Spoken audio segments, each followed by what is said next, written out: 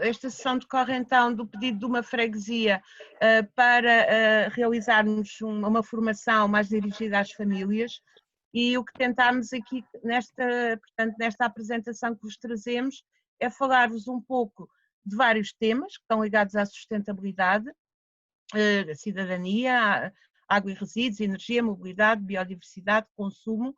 Estes temas vão ser apresentados para enquadramento com alguns factos, alguns números, digamos assim. Depois também há alguns objetivos, o que é que se pretende quando se fala em sustentabilidade, o que é que se pretende atingir em cada um deles, e depois boas práticas, bons exemplos, como é que nós podemos no dia a dia agir no sentido de trabalhar a sustentabilidade nestas várias áreas. Por último, vamos falar um bocadinho do concurso para quem está a participar, é genérico, ou para quem não está ainda e tem interesse, quer seja de uma freguesia, quer seja apenas cidadão e queira, portanto, motivar o seu presidente da junta a aderir ao concurso. De certa forma, este slide, digamos que resume um pouco aquilo que vamos falar, portanto, falar um pouco o que é a sustentabilidade ou o que é que não é a sustentabilidade, a atitude que devemos ter fundamentalmente de reduzir, nomeadamente em relação à água, à energia, aos resíduos, e também de preservar, e também, ao mesmo tempo, como é que nós, enquanto cidadãos, podemos agir, devemos optar, por exemplo, nos transportes que utilizamos ou naquilo que compramos. Portanto, são os vários temas que iremos ver ao longo desta sessão. Vamos começar pelo enquadramento, digamos, o que é sustentabilidade, o que é que não é sustentabilidade.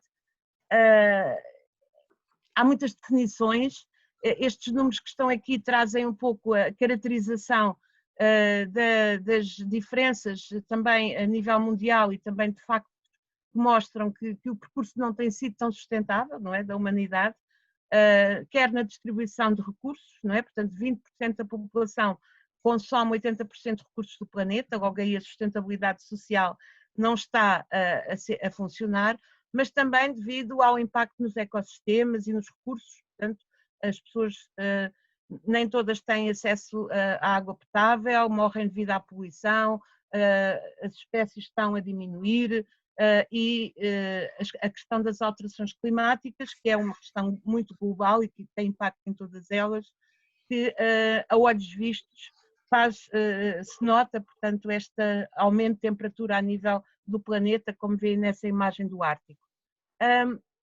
Há medidas de sustentabilidade, há formas de medir, uma delas muito utilizada é a pegada ecológica, já com certeza ouviram falar nisso, no fundo mede a pegada, o nosso impacto no planeta, e como é que é medido? Através da superfície de terra que é precisa para fornecer os recursos que nós necessitamos e para absorver os resíduos que nós produzimos. Isto em face da biocapacidade, ou seja, da capacidade que existe para estas funções. Esta conta, contas feitas, digamos assim, se todos consumissem, por exemplo, como Portugal, seriam precisos mais do que 2 planetas para resolver as necessidades da população. Portanto, quer dizer que, apesar de tudo, estamos muito acima do que devíamos em termos de equilíbrio de recursos face à nossa população. Outra forma de, digamos, simbolicamente apresentar estes dados é dizer a partir de que data é que se só tivéssemos recursos para um ano, portanto, para os 365 dias que tem o ano, quando é que fechávamos a despensa, ou seja, quando é que acabavam esses recursos.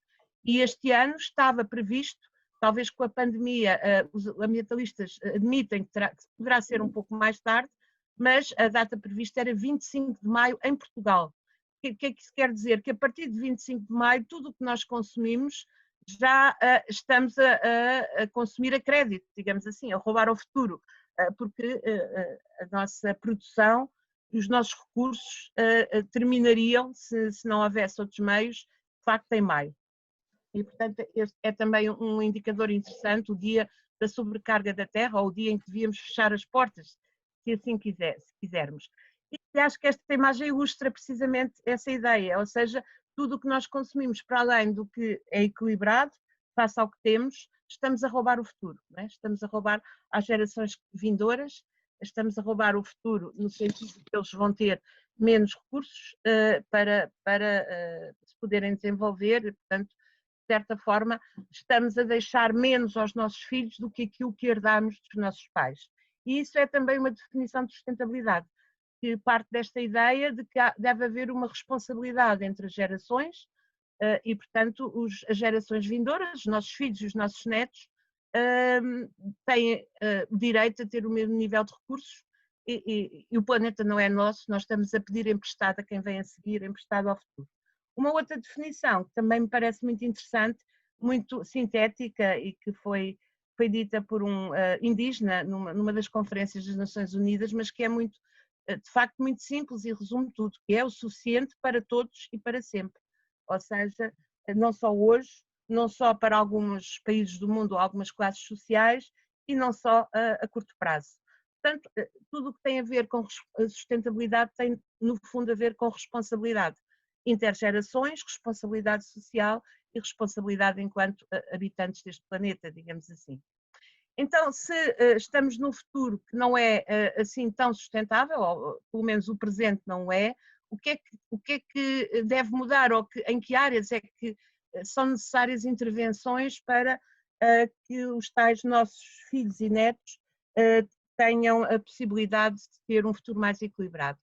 Temos esperança, obviamente, na ciência e na tecnologia, portanto, que nos traz uma série de alternativas para a despoluição, para reduções, para energias renováveis, etc. É muito importante, mas sozinha não vai certamente resolver tudo, porque há toda a parte económica que tem que estar em consonância, desde o desenho dos produtos, ao que eles poluem, aos recursos que eles utilizam, e, por outro lado, há também as questões políticas, as decisões que se tomam, não é? Portanto, as leis têm que ir por aí, ir nessa consonância, e também a política individual, ou seja, o cidadão enquanto decisor, é ele que elege, é ele que compra, portanto, é ele que opta, tem que estar informado e tem que fazer as melhores escolhas, quer para quem decide, quer a nível individual.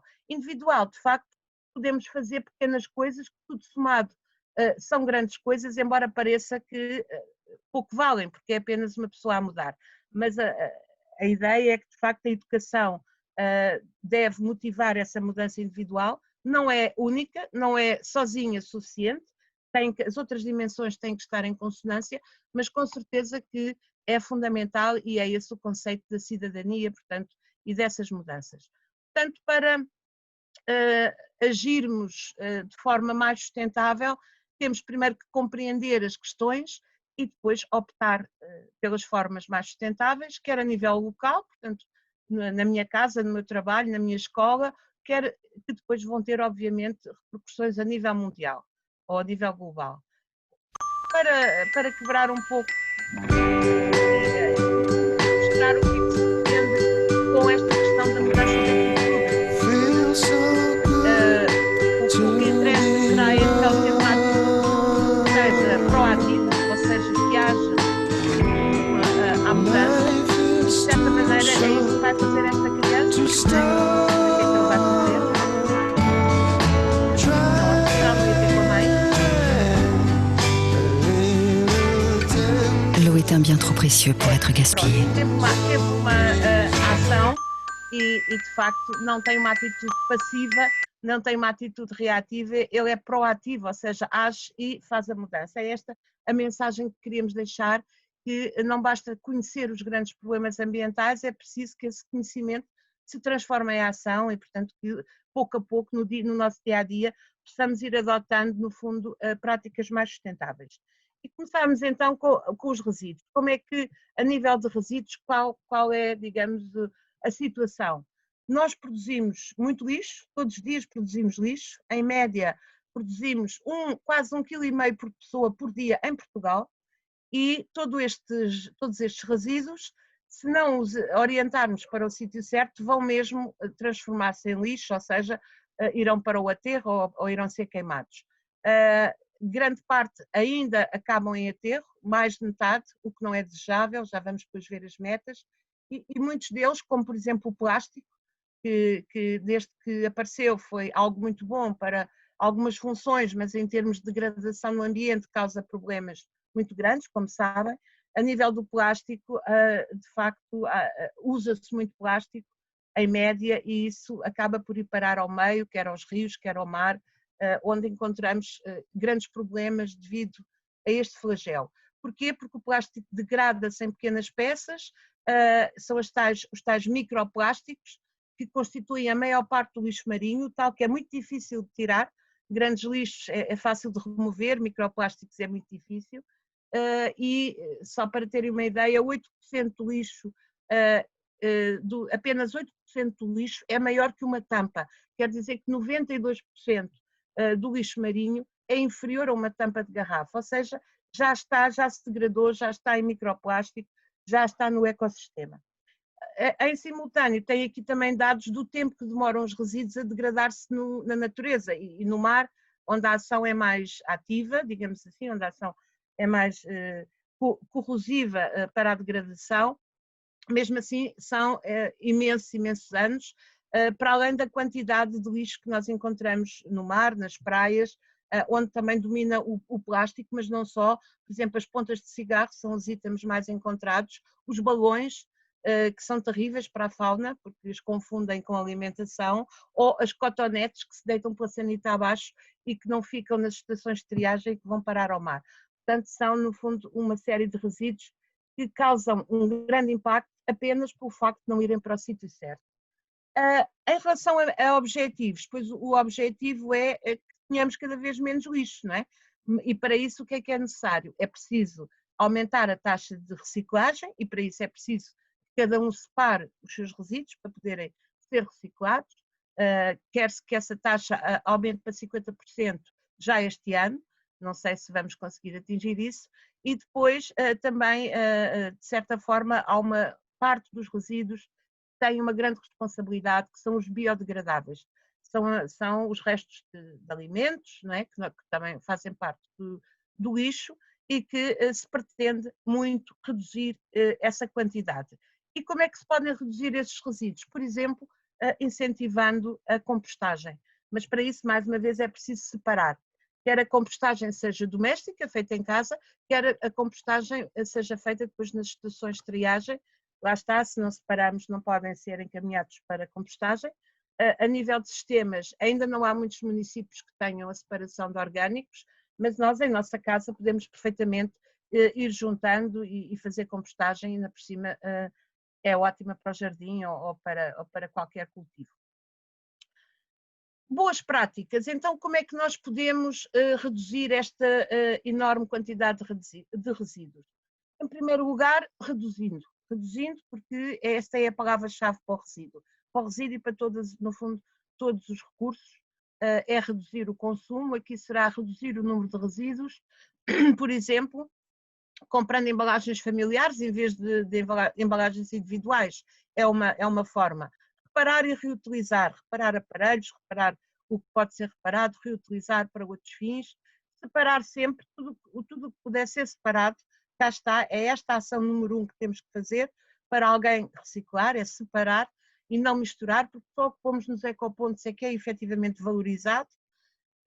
Usar menos plástico quando ele não é necessário, portanto, e substituí-lo por objetos que possam ser reutilizados, não desperdiçar alimentos e outros, ou, por exemplo, fazendo a compostagem, são tudo ideias para podermos, de facto, reduzir a quantidade enorme de resíduos. Só para sintetizar, então, as duas ideias fundamentais, a primeira é não produzir, não é? Reduzir, é o R mais importante, que já terão ouvido falar, dos 3 R's, mas reciclar, como veem, vem em último lugar e tem que ser antecedido pela separação e, nesse caso, sim, resíduo deixa de ser lixo, pode ser aproveitado e pode ser um excelente recurso para produzir outros objetos. Passando então à questão da água, que foi um dos temas também que mais nos solicitaram no questionário de inscrição para abordarmos, trazíamos aqui também alguns números. A primeira conclusão é que os portugueses consomem imensa água, consumimos muita água, a água é de qualidade, para já agora, não está aqui nos slides, mas sabemos, é de boa qualidade e segura de uma forma geral para ser bebida, a água da torneira, e não precisamos de facto de recorrer, a não ser por uma questão de gosto, a águas engarrafadas, mas a quantidade que consumimos é muito grande. Estamos em segundo lugar, junto com a Grécia, no consumo de água e, portanto, acima da média europeia, ou seja, gastamos 187 litros de água por pessoa por dia. Dizem, mas eu não gasto isso em minha casa, mas aquilo que consome, os alimentos que todos os dias consome, também foram produzidos com água, as roupas que vestem, etc. Portanto, estamos a contar a água que é necessária para produzir tudo aquilo que necessitamos. E como veem aqui nesta imagem, para produzir, por exemplo, 1 kg de arroz, gastam-se quase 2.500 litros de água. Para produzir carne, então, é uma enormidade. Portanto, o consumo de carne, que é muito elevado também em Portugal, tem por trás uma série de impactos a nível das alterações climáticas, a nível da biodiversidade e também ao nível do consumo da água. É de referir que somos o planeta da água, mas muito pouca é boa para ser consumida pelos seres humanos, ou seja, a água doce é uma percentagem ínfima e que mesmo assim no mundo ainda há muita gente que não tem acesso à água potável nem à água segura.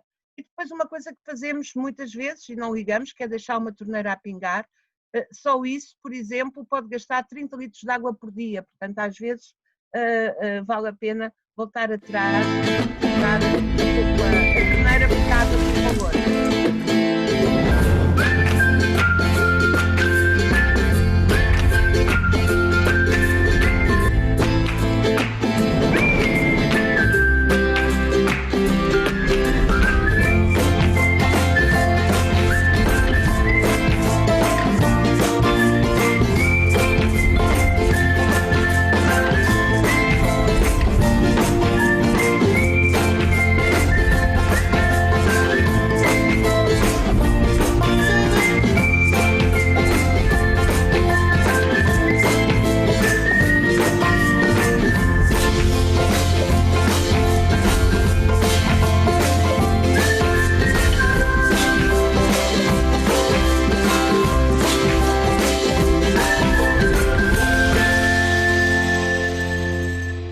Pronto, este filme que vimos, de certa maneira, traz-nos outros valores da grande intensidade de água que é necessária para produzir aquilo que consumimos. E é aí que gastamos muita água.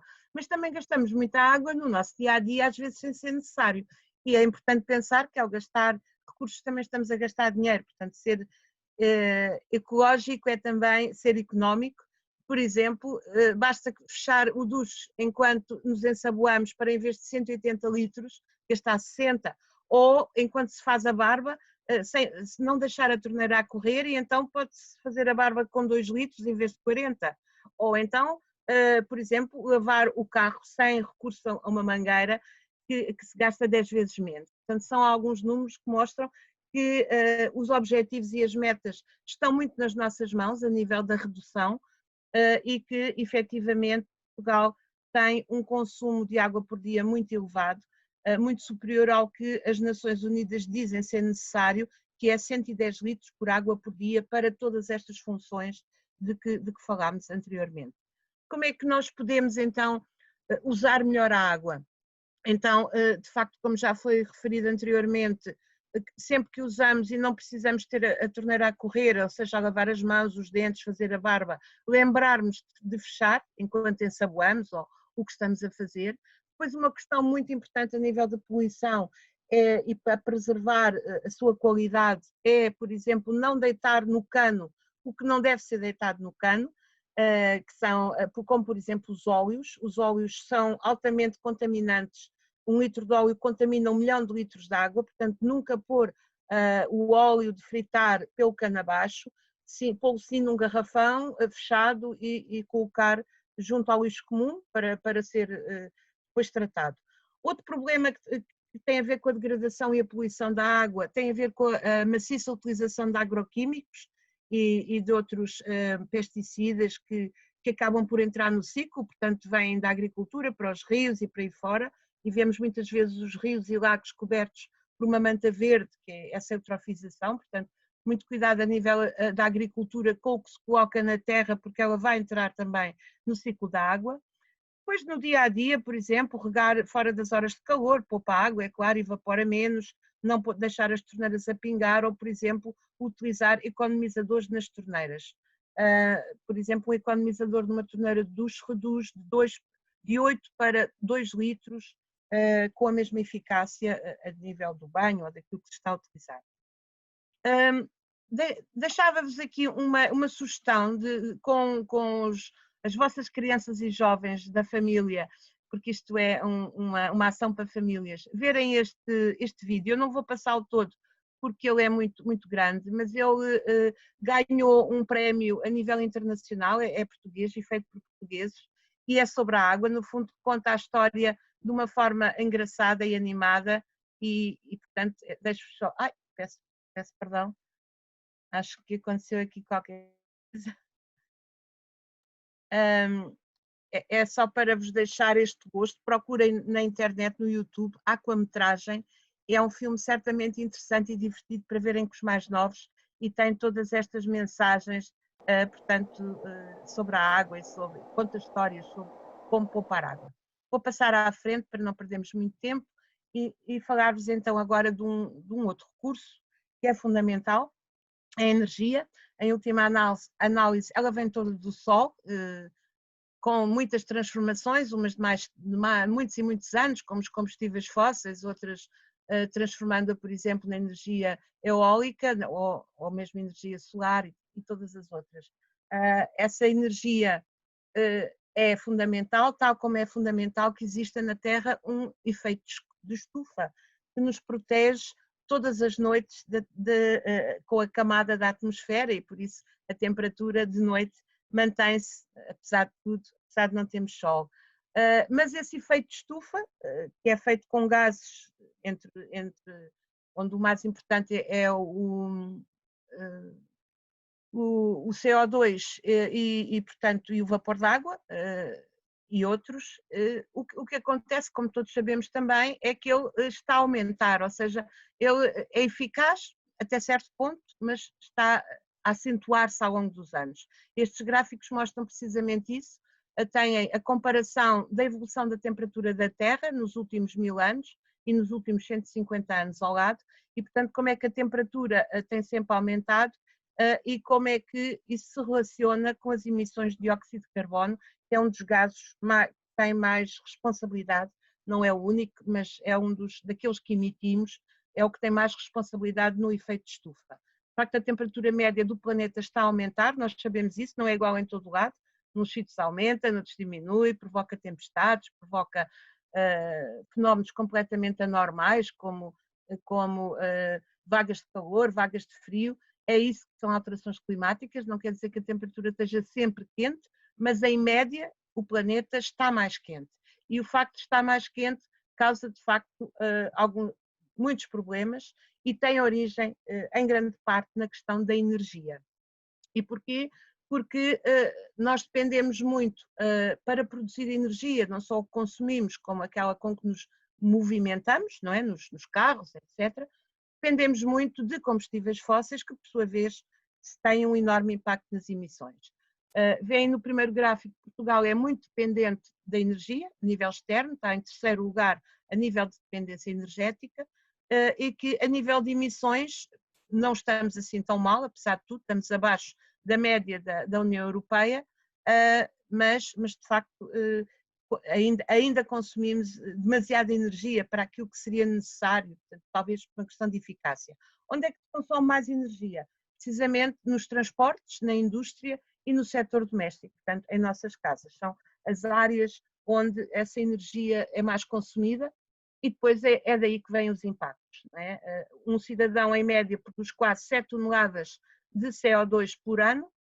Essas 7 toneladas, uma parte é produzida em casa e, portanto, por exemplo, uma prática muito boa de aplicar é ter sempre muita atenção à eficácia dos eletrodomésticos que temos em casa e agora existe uma etiqueta europeia que tem uma série de indicações obrigatórias, é fundamental perceber, nem que custa um pouco mais caro, depois vai-se poupar a curto prazo.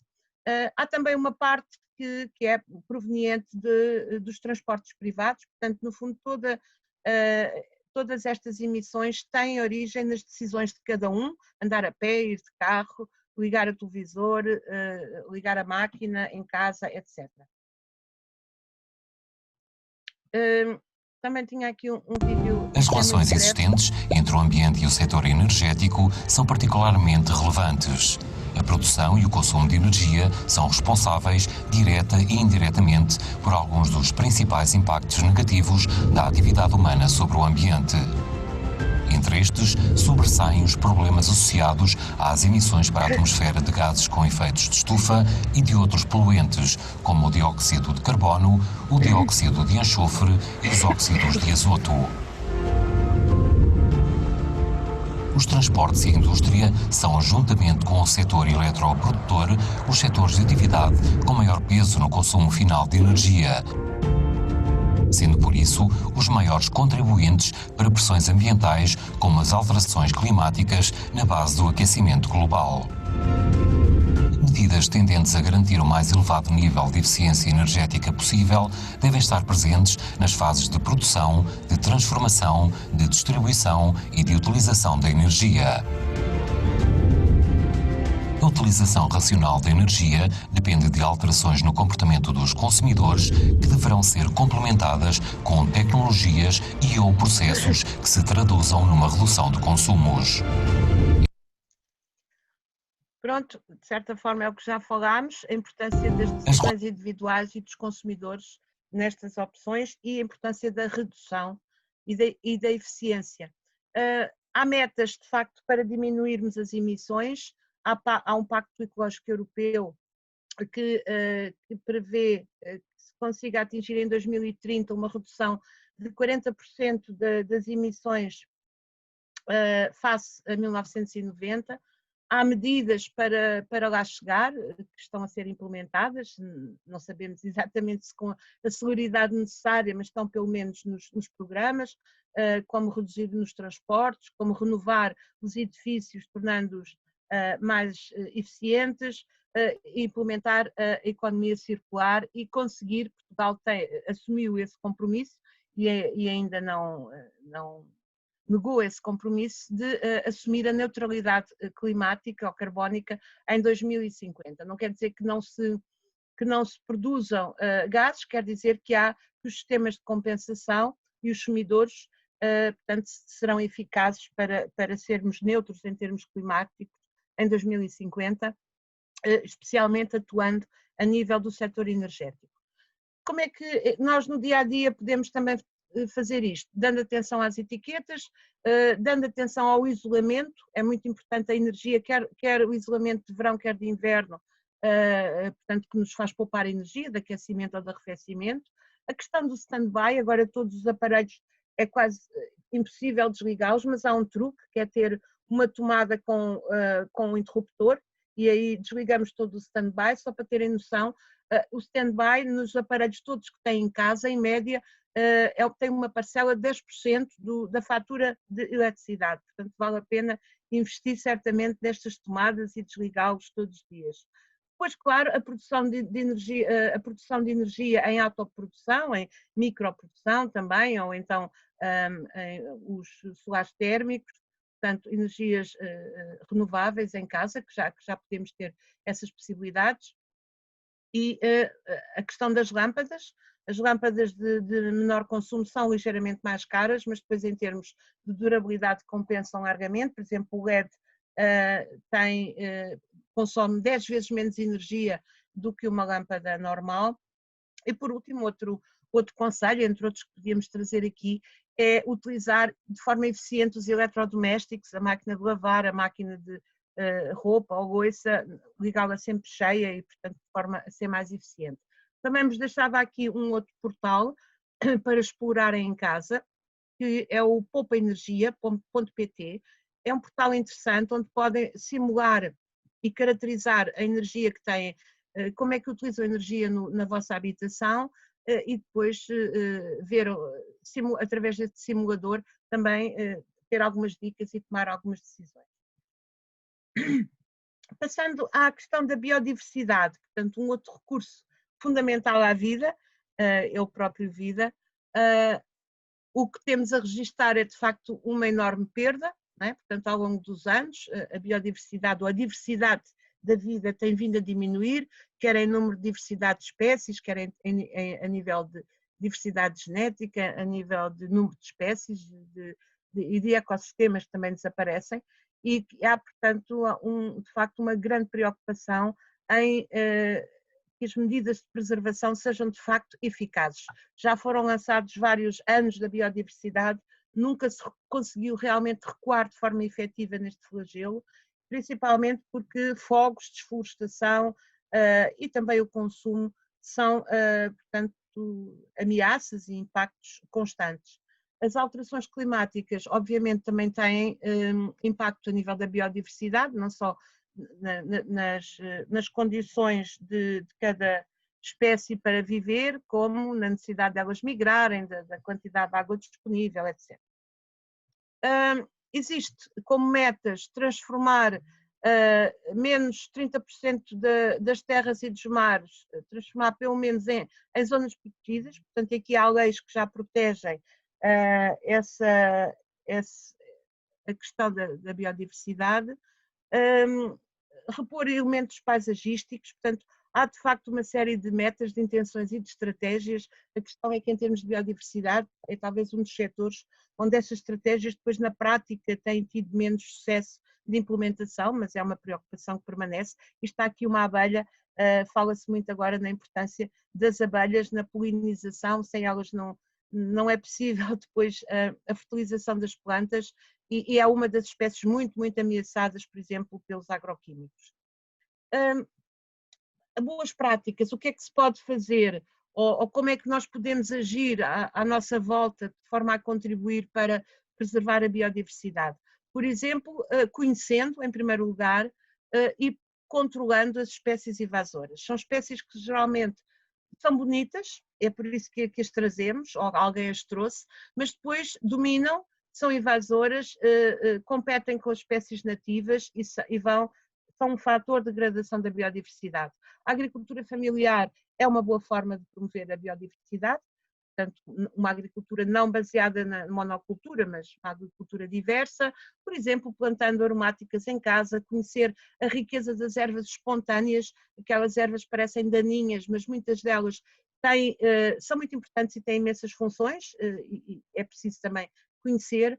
Preservar as sementes, que é o outro património muito importante, porque sem sementes não há novas germinações e a manipulação das sementes é um problema, de facto, também mundial.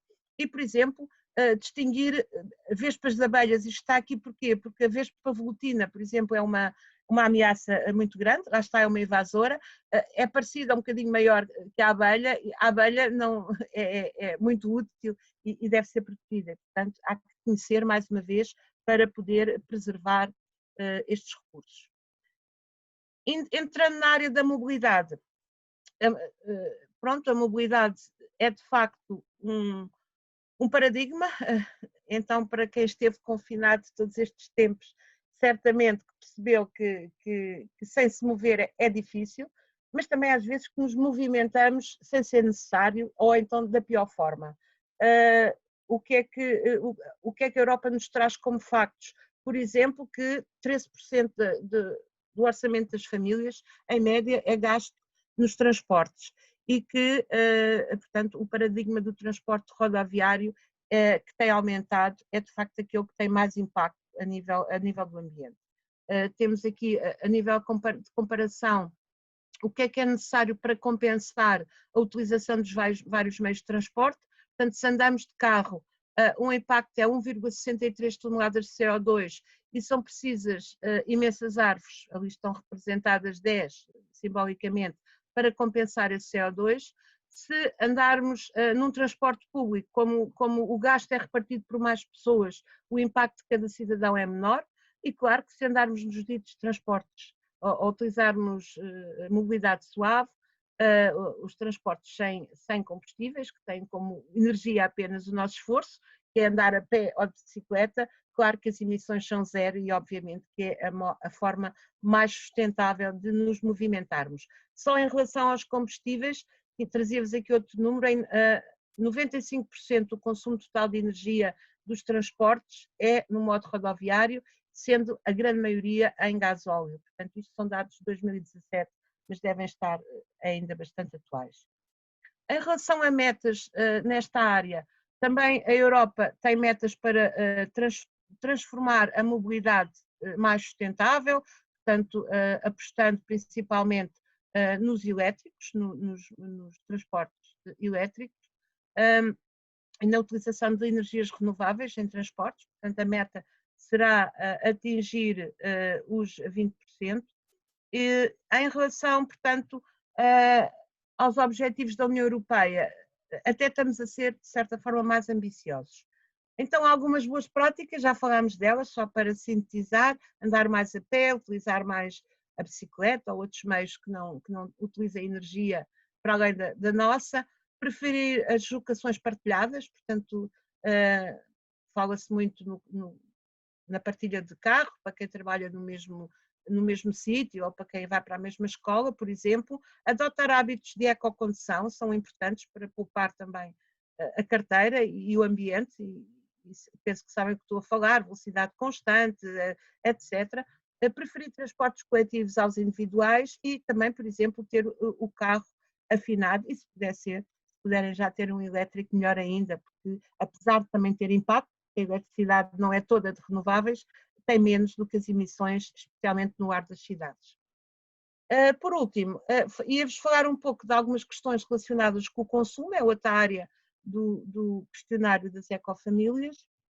A nível de consumo, temos um enorme consumo de proteína, quer em Portugal, quer a nível da União Europeia, portanto, é de facto uma área onde se gasta muito dinheiro e às vezes também não é necessário e não é necessariamente mais saudável, antes pelo contrário, esta enorme proporção que se gasta em proteína animal, nomeadamente em carne, e tem então alguns dados em que é que se gasta mais dinheiro no dia a dia, não é? Portanto, o vestuário, os bens eletrónicos, por exemplo, estão ali acima dos 30%, a carne e o peixe, o café, portanto, aquilo que os portugueses mais consomem, digamos assim.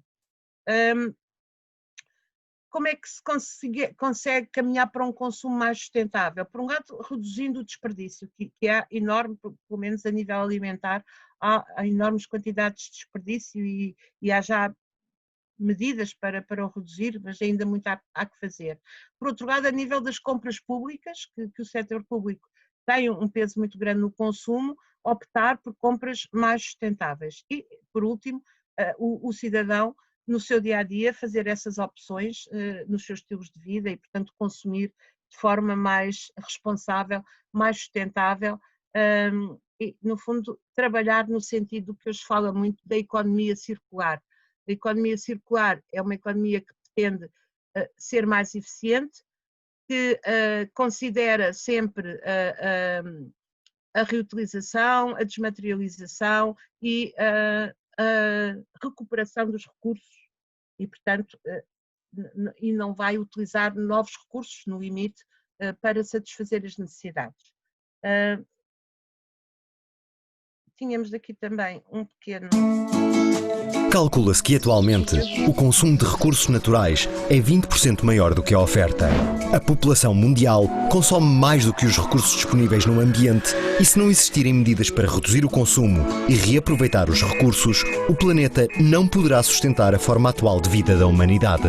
Cada produto passa por um processo de extração, fabrico, transporte, consumo e, no final, torna-se um resíduo. Uma camisa, por exemplo, é fabricada a partir da plantação de algodão. Durante o seu fabrico, são utilizados recursos como água e energia. Para chegar até à loja, são utilizados combustíveis para o seu transporte e para a sua embalagem é produzido um tipo de plástico derivado do petróleo.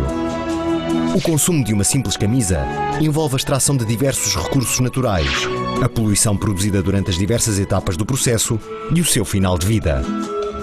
Por economia circular entende-se um modelo de desenvolvimento sustentável que permite devolver os materiais ao ciclo produtivo através da sua reutilização, recuperação e reciclagem. Pronto, eu vou parar aqui, que ele tem 3 minutos, vou acelerar. Depois, quem tiver interesse, nós podemos enviar particularmente esta apresentação e podem ver os vídeos. Tem que ser no formato original, mas pronto, para poupar, só para terem uma ideia, ele explica muito bem o que é a economia circular e porque é que é o paradigma de futuro em termos de consumo, em termos de utilização de recursos.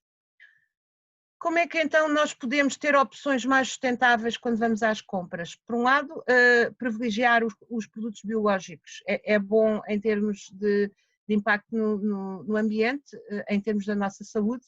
Em geral, normalmente são um pouco mais caros, é verdade, mas se entrarmos nestas contas com as contas da saúde, se calhar não serão assim tão caros. Depois também preferir produtos frescos e não aos produtos embalados e processados, porque têm muito mais impacto, não só a embalagem, como também para a saúde. Comprar localmente, portanto, optar por produtos locais que não são transportados a longas distâncias e, por um lado, também favorecem a economia local. Evitar o desperdício e, por exemplo, criar a sua própria horta e consumir na sua própria horta. Pronto, nós fechamos, de certa forma, esta parte da apresentação, que era para vos falar aqui dos vários temas. Eu tenho aqui alguém no bate-papo. Ok, estão-nos a pedir a apresentação, nós depois iremos então anotar e enviar. A seguir, não sei se querem fazer alguma questão, posso parar posso interromper? Não sei se querem fazer alguma questão, algum comentário.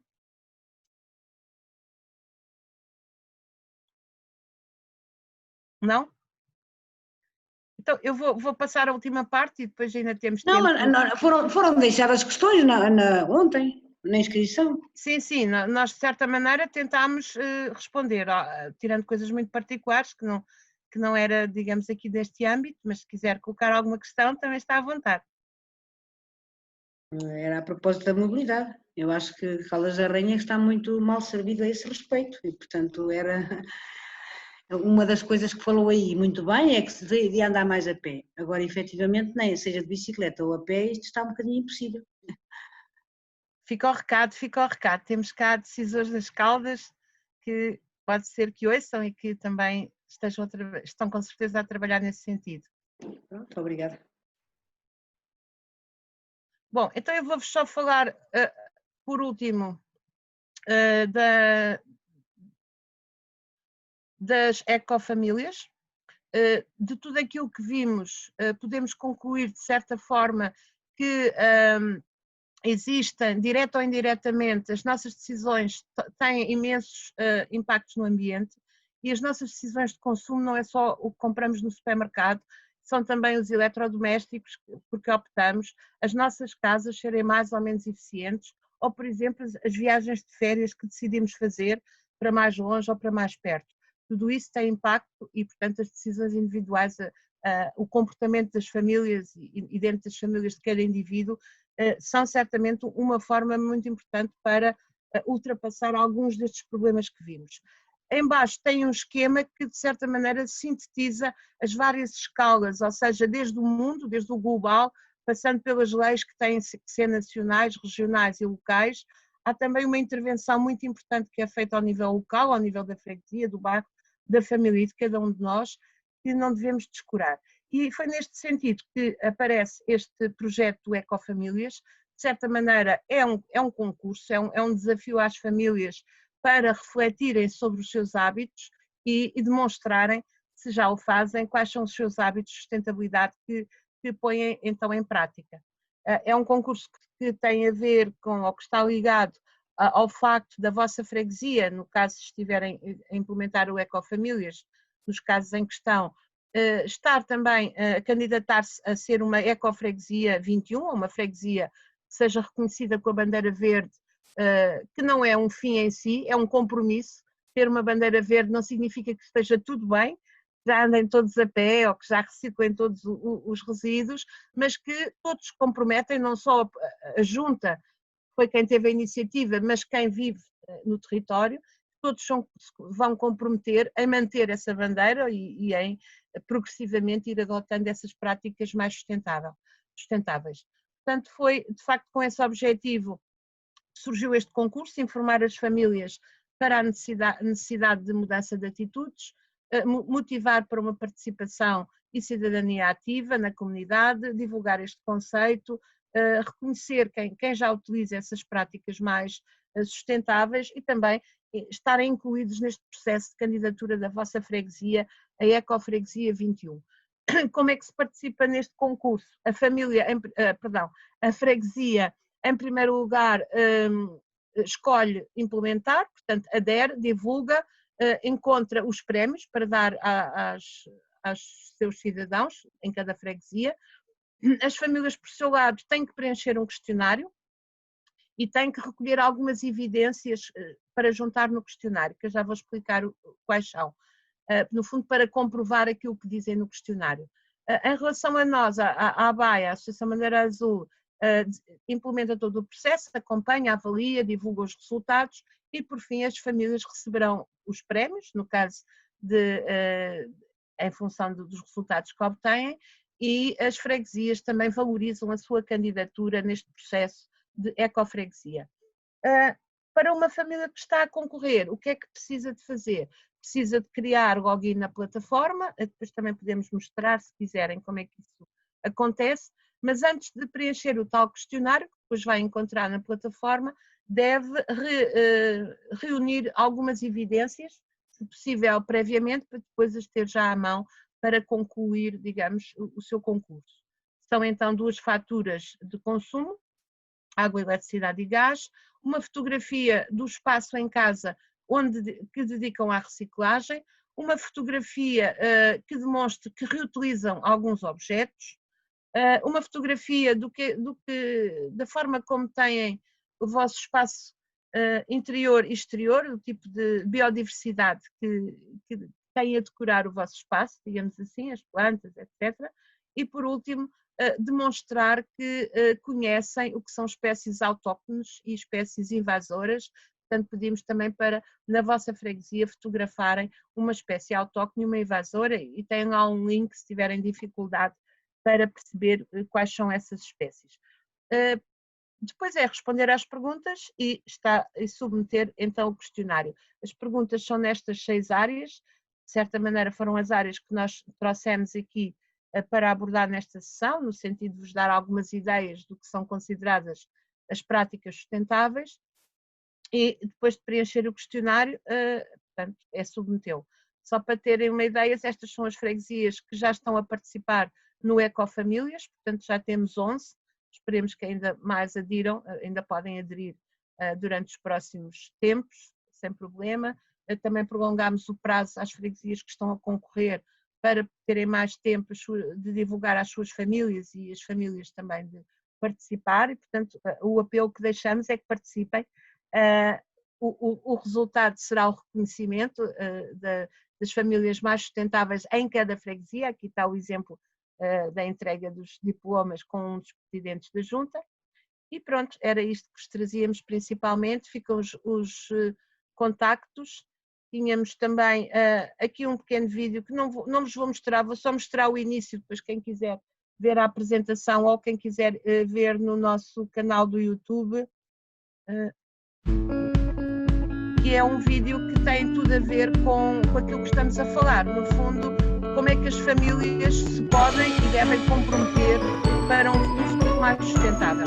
Nós lançámos às famílias das ecoescolas este ano, no Dia da Terra, um desafio de assumirem compromissos, de executarem os compromissos que assumiam para melhorar as condições do clima, das alterações climáticas. E neste vídeo, que eu não vou mostrar até ao fim, só para terem uma ideia, estão então alguns dos compromissos que essas famílias assumiram. Tivemos mais de 500 escolas a participar e há de facto um conjunto de práticas que as famílias não têm dificuldade em adotar, sabem quais são as mais votadas das famílias, essas opções. Por exemplo, separar os resíduos, fechar a torneira. Fechar a torneira foi o que mais disseram. Caminhar, andar a pé, comer fruta, etc. Mas, por exemplo, mais para a frente mostra que comer carne já é um compromisso que nem todos querem assumir, ou diminuir o consumo de carne e outros. Portanto, vou também parar este vídeo. Como disse, está disponível no canal do YouTube da ABAI, se quiserem ver. E assim, então vou fechar. Para quem está como responsável da freguesias, se quiserem então questões de prazos, portanto, tratam connosco, nós somos flexíveis, quando é possível, neste caso é possível. Divulguem as ecofamílias, as ecofreguesias, sejam desígnio local, e muito obrigada. E o resto, uma boa tarde para todos. Vou então fechar. Obrigada.